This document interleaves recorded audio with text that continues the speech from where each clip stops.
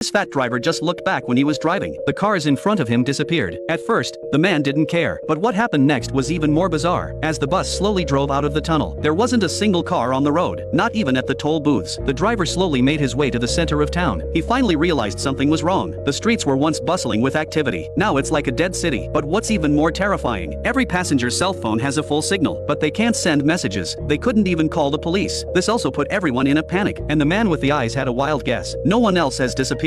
Now there are only a dozen of us left. They were all half convinced and silent, but the man in red laughed at them. He even thought that he was stupid in his studies. But then Simon suddenly remembered. When he was passing through the tunnel, he accidentally blinked his eyes. Then he realized all the cars on the road had disappeared. When they heard it, they remembered. All of them blinked when they passed through that part of the road. Simon came to a terrible conclusion. It wasn't the others who disappeared. It was us. Simon thinks they died the moment they passed through the tunnel. Everyone thought it was unbelievable. They all wanted to go home to their moms. For safety, Simon suggested everyone leave a phone number so that they could be easily contacted. But from the moment they got off the bus, horrible things began to happen. Jack was worried that the girl was not safe. He chose to walk with her, but they hadn't gone far. Jack saw an eerie masked man. He was staring straight at him, but in the blink of an eye, the masked man disappeared. He was about to tell the girl about it, but then he turned his head and saw a horrible sight.